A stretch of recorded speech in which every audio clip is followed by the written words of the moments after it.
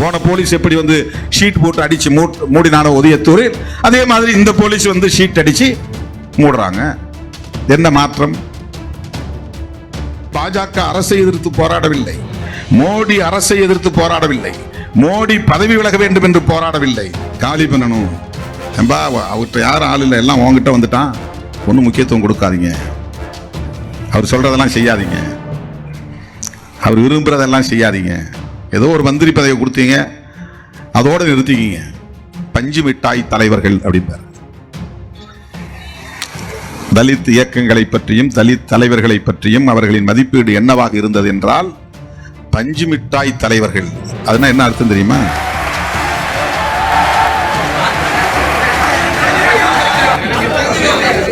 ஆகவே காங்கிரஸ் நீட் வேண்டாம் என்று சொல்லாது, ஏனென்றால் அதுதான் அறிமுகப்படுத்தியது. பிஜேபியும் நீட் வேண்டாம் என்று சொல்லாது, ஏனென்றால் அதுதான் அதிலே சுகம் கண்டு கொண்டிருக்கிறது. இன்றைக்கு திமுக கூட்டணி இத்தனை இடங்களில் வெற்றி பெற்றதற்கு விடுதலை சிறுத்தைகள் தான் காரணம்.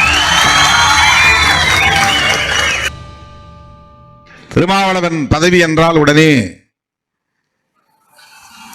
ஓடி விடுவான், கையை நீட்டுவான், கட்டி பிடித்துக் கொள்வான், விலை பேசிவிட முடியும். இந்த மக்களின் வாக்குகளை எப்படி 100க்கும் 200க்கும் வாங்கினோமோ அப்படி தலைவர்களையும் விலை பேசிவிட முடியும். இது அந்த காலம், இது சிறுத்தைகளின் காலம். மருத்துவர் ராமதாஸ் இந்த தலித் தலைவர்களை பற்றி ஒரு வரியில் சொல்வார், ஒரு வரியில், பஞ்சு மிட்டாய் தலைவர்கள் அப்படின்பார்.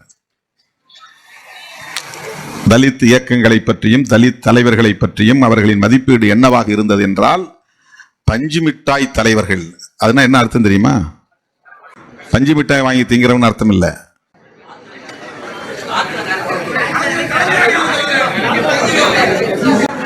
பஞ்சு மிட்டாய் இவ்வளவு பெருசு கூட செய்ய முடியும், வாயில் வச்சா சப்புன்னு போயிட முடியும், ஒண்ணும் இல்லாம ஒரு உருப்படியா இருக்காது.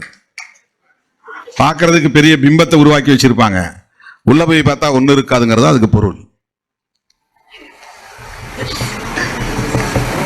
நீங்கள் நினைக்கிற தலைவர்கள் சிறுத்தைகள் அல்ல.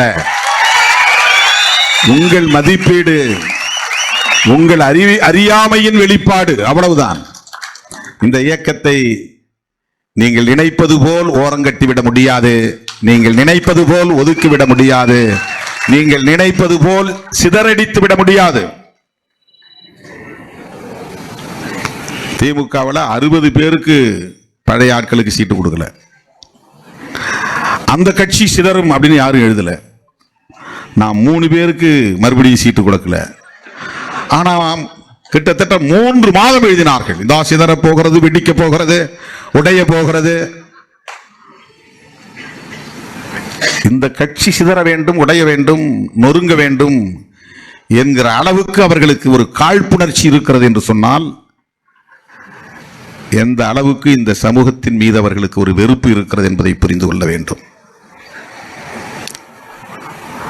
2வது முறை இடம் கொடுக்கவில்லை என்பதற்காக அந்த 3 பேரையும் எப்படியாவது கட்சியிலிருந்து வெளியேற்றினால் மொத்தமும் கட்சி காணாமல் போய்விடும். இது அவர்களின் கணிப்பு, அவர்களின் மதிப்பீடு.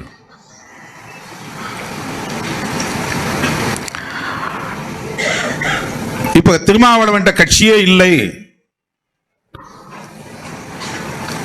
தாவேகா வந்ததும் எல்லோரும் அந்த பக்கம் போய்விட்டார்கள்.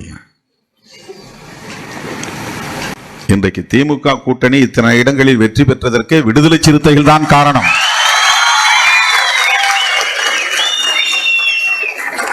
இதை ஆதாரபூர்வமாக நம்மால் டேட்டாவோடு உறுதிப்படுத்த முடியும். போன தேர்தலில் ஒரு பூத்துல 400 ஓட்டு கிடைச்சிருக்கலாம், இந்த தேர்தலில் அது 100 ஓட்டு குறைஞ்சிருக்கலாம், அல்லது 150 ஓட்டு குறைஞ்சிருக்கலாம். ஆனால் அந்த ஓட்டும் கிடைத்ததால் தான் இத்தனை இடங்களில் திமுக கூட்டணி வெற்றி பெற முடிந்தது. 100 விழுக்காடு கிறிஸ்தவர்கள் இங்கே யாரும் ஓட்டு போடவில்லை, மாறி போட்டு விட்டார்கள். கிட்டத்தட்ட 30-40 விழுக்காடு இஸ்லாமியர்களின் வாக்குகள் மாறி விழுந்திருக்கின்றன, அதை யாரும் பேசவில்லை. ஓபிசி எம்பிசி எப்போதும் மாறித்தான் ஓட்டு போட்டு வருகிறார்கள். 400 ஓட்டு இருந்தா கூட 40 ஓட்டு 50 ஓட்டு தான் வரும். பூத் எடுத்து பாருங்க. வட மாவட்டங்களில் விடுதலை சிறுத்தைகளும் மற்ற கட்சியை சார்ந்தவர்கள் இடம்பெற்றுகிற வாக்குச்சாவடிகளை எடுத்து பாருங்கள். ஆனா அவங்க ஒரு பிம்பத்தை உருவாக்க பார்க்கிறார்கள். விடுதலை சிறுத்தைகள் அப்படியே மாறி ஓட்டு போட்டு விட்டார்கள். திருமாவளவன் பின்னால் யாரும் இல்லை. 11.5% வாங்கிய பாஜக இப்போது 2.5% தான் வாங்கியிருக்கிறது. யாரும் அதை பற்றி பேசவில்லை. பாஜகவுக்கு 9% வாக்குகள் பறிபோய்விட்டது, இழந்து விட்டார்கள். நாம் தமிழர் கட்சி 8% வாங்கியிருந்த கட்சி இப்போது 4%, 50% அடி வாங்கிவிட்டது. யாரும் பேசவில்லை. 66 இடங்களில் வெற்றி பெற்ற அதிமுக இப்போது 47 இடங்களில் தான் வெற்றி பெற்று இருக்கிறது. 19-20 இடங்களை இழந்து நிற்கிறது. 100க்கும் மேற்பட்ட இடங்களில் வெற்றி பெற்ற திமுக இப்போது 59 இடங்களில் தான் வெற்றி பெற்று இருக்கிறது. அவ்வளவு பெரிய பாதிப்பு. அவர்களுக்கென்று இருந்த நிலையான வாக்கு வங்கி சரிந்து போனது. கோர் ஓட்டு என்று சொல்வார்கள். எப்போதும் அந்த ஓட்டு மாறாது என்று சொல்லக்கூடிய ஓட்டே மாறி போயிருக்கிறது, குறைந்து போயிருக்கிறது, சரிந்து போயிருக்கிறது, சிதறி போயிருக்கிறது. இதை பற்றி எல்லாம் யாரும் பேசவில்லை. ஏன் அப்படி சொல்றாங்கன்னா, திருமாவளவன் காலத்தின் கட்டாயத்தால் இன்றைக்கு தாவேகா கூட்டணியில் இடம்பெற்று கூட்டணி அமைச்சரவையிலும் இடம்பெறக்கூடிய ஒரு சூழல் அமைந்திருக்கிறது. அவருக்கு அங்கே முக்கியத்துவம் கிடைத்துவிடக் கூடாது, காலி பண்ணணும். அவர்கிட்ட யாரும் ஆள் இல்லை, எல்லாம் உங்ககிட்ட வந்துட்டான், ஒன்றும் முக்கியத்துவம் கொடுக்காதீங்க, அவர் சொல்றதெல்லாம் செய்யாதீங்க, அவர் விரும்புறதெல்லாம் செய்யாதீங்க. ஏதோ ஒரு மந்திரி பதவி கொடுத்தீங்க, அதோட நிறுத்திக்கிங்க, வாரியம்லாம் கொடுத்துடாதீங்க, சட்ட வல்லுநர்கள் அந்த அரசு வழக்குரைஞர் பதவியெல்லாம் கொடுத்துடாதீங்க, அவர் விரும்புற மாதிரி பணியிட மாற்றங்கள் டிரான்ஸ்பர் இன்சர் கேட்டார்னா போட்டு கொடுத்துடாதீங்க. விடுதலை சிறுத்தைகள் கட்சிக்கு முக்கியத்துவம் தந்து விடக்கூடாது. ஏதோ வந்துட்டாங்க, காலச்சூழலால் உங்ககிட்ட வந்துட்டாங்க, ஒரு ஆளை மந்திரி ஆகிட்டீங்க, அதோட நிறுத்திங்க. அவருக்கு பின்னால ஆட்கள் கிடையாது, எல்லாம் உங்க பின்னால வந்துட்டாங்க. அவர் வாக்கு வங்கி சரிந்து விட்டது. இம்பார்ட்டன்ஸ் கொடுக்காதீங்க, அடிக்கடி முதலமைச்சர் அழைச்சிட்டு போகாதீங்க. இந்த கெட்ட எண்ணத்தோடு தான் விடுதலை சிறுத்தைகள் கட்சியை பற்றி குறைத்து மதிப்பீடு செய்து அவதூறுகளை பரப்புகிறார்கள். ஒரு இம்பார்ட்டன்ஸ் கிடைச்சிடக்கூடாது, அதுதாங்க. ஆக தேர்தலுக்கு முன்பும் சிறுத்தைகள் தான் டார்கெட், தேர்தலுக்கு பின்னரும் சிறுத்தைகள் தான் அவர்களின் இலக்காக இருக்கிறது. நம்மை கொண்டு திமுக கூட்டணியை உடைப்பதற்கு முயற்சி செய்தார்கள். அதை உடைக்க ஒருபோதும் இடம் கொடுக்க மாட்டேன் என்பதில் உறுதியாக இருந்தேன். தனிப்பட்ட முறையில் என்ன பாதிப்பு விடுதலை சிறுத்தைகளுக்கு ஏற்பட்டாலும், என்ன இழப்பு ஏற்பட்டாலும் அதை நாங்கள் ஏற்றுக்கொள்ள தயாராக இருக்கிறோம்.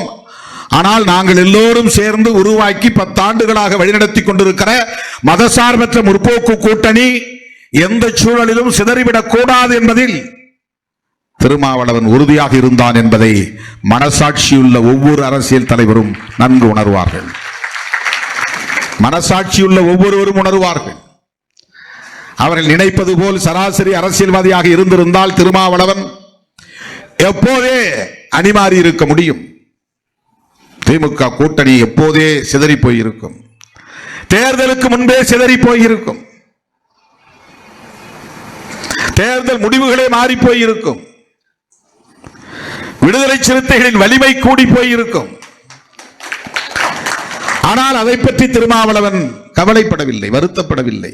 இன்றைக்கும் நான் வருத்தப்படவில்லை. சில பேர் சொல்லுவாங்க, அப்ப கூப்பிட்ட நேரத்திலே போயிருந்தீங்கன்னா இன்னைக்கு உங்க கையில எத்தனை எம்எல்ஏ, எவ்வளவு பவர், நீங்களே ஒரு பவருக்கு வந்திருக்கலாம். நான் எடுத்த முடிவு சரி, இன்றைக்கு இருக்கிற நிலையும் போதும், அவ்வளவுதான்.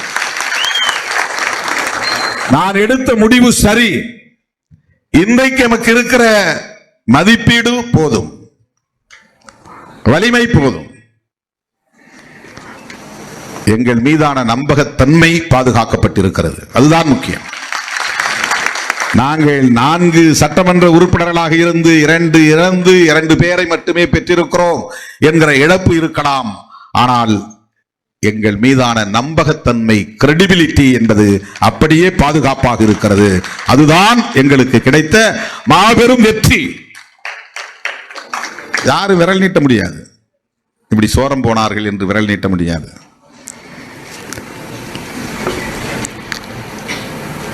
வாய்க்கு வந்ததை பேசினார்கள். தோழர்களே, இன்றைக்கும் அப்படித்தான் நம்மை குறிவைத்து பேசிக் கொண்டிருக்கிறார்கள் என்றால் அதற்கு காரணம், கருத்தியல் அடிப்படையிலே ஒரு இயக்கம் வலுவாக இயங்கிக் கொண்டிருக்கிறது என்பதை அவர்களால் பொறுத்துக் கொள்ள முடியவில்லை.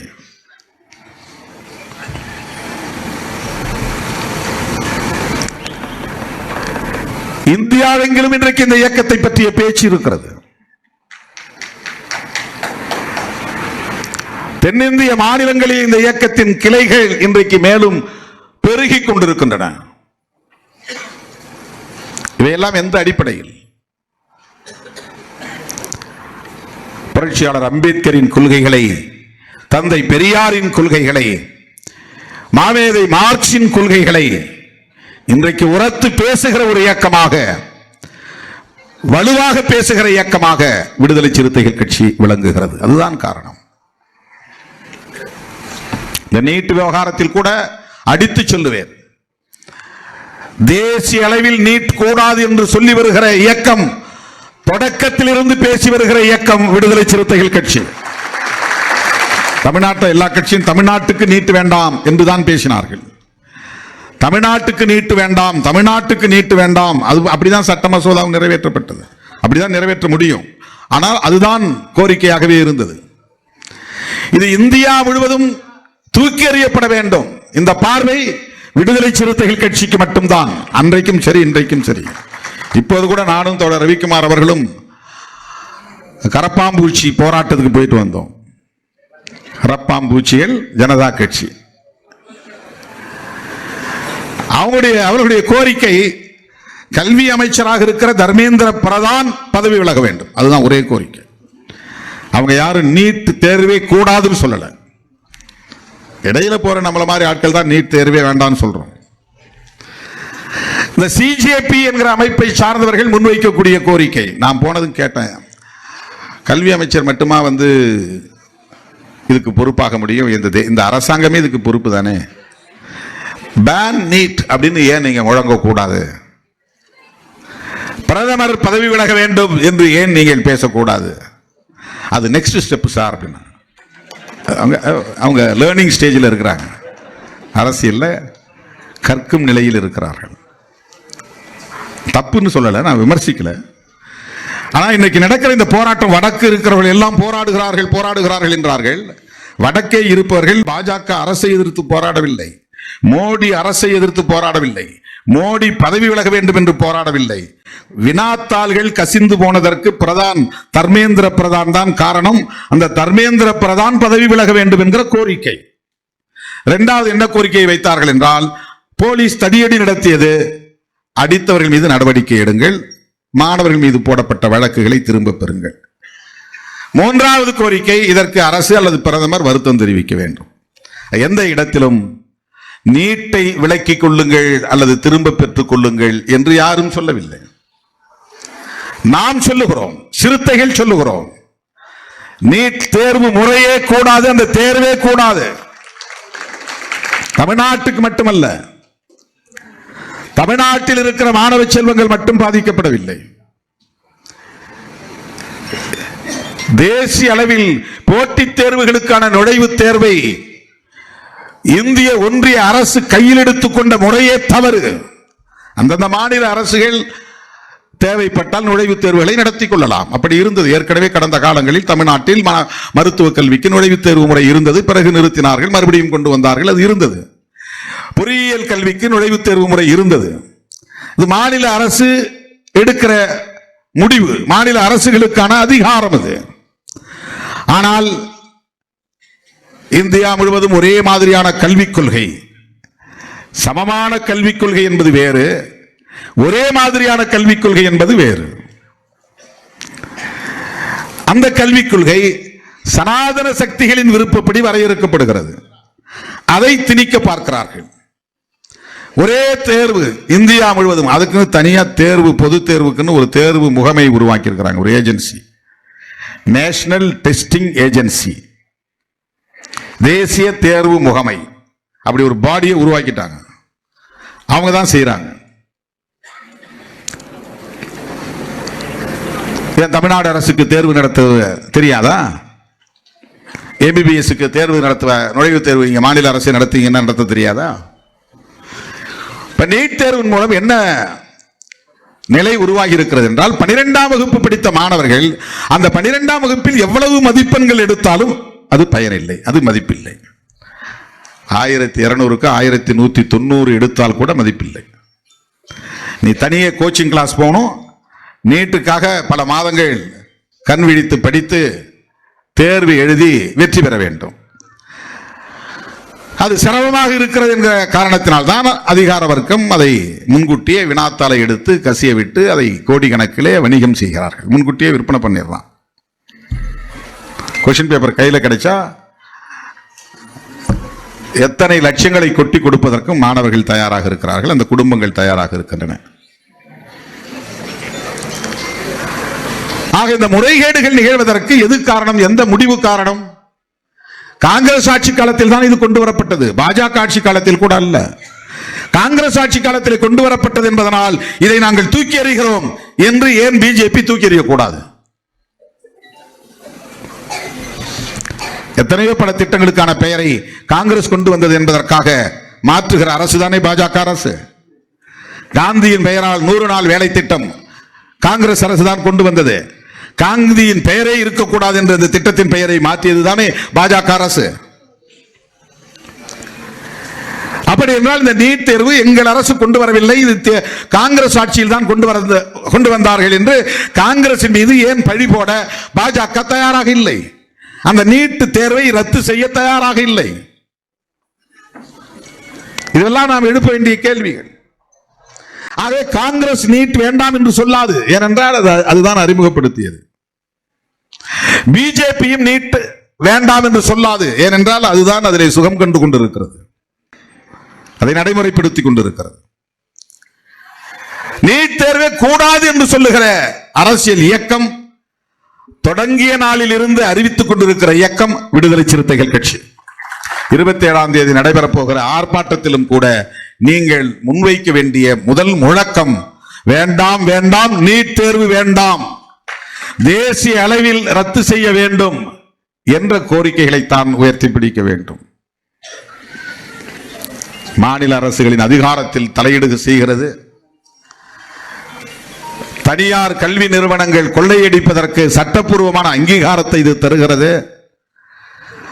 மாணவர்களை பாடத்திட்டத்தின்படி கல்வி கற்க விடாமல் பயிற்சி திட்டங்களின் மூலம், கோச்சிங் கிளாஸஸ், பயிற்சி வகுப்புகளின் மூலம் தேர்வு எழுதுகிற நிலையை உருவாக்கி, போட்டி உளவியலை உருவாக்கி, மன அழுத்தத்தை உருவாக்கி, அதன் மூலம் பலரின் உயிரை காவு வாங்கிக் கொண்டிருக்கிற திட்டம்.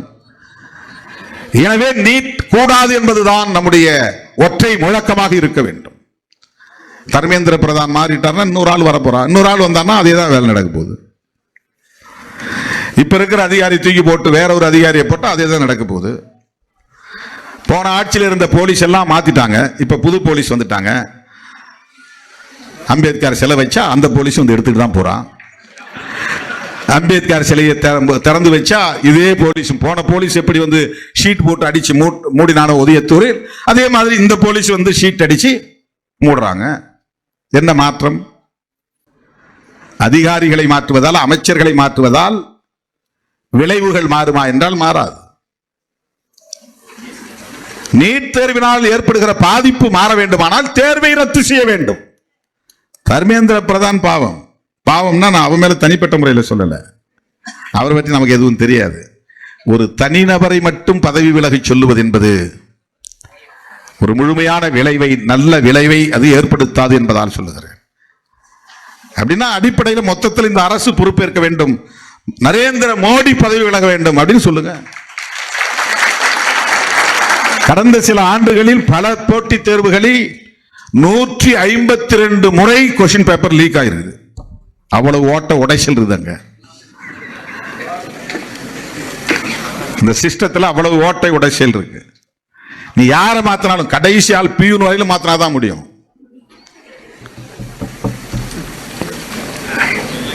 ஒரு ஆள் 2 ஆளை மாத்துறதுனால பிரச்சனைகள் தீராது.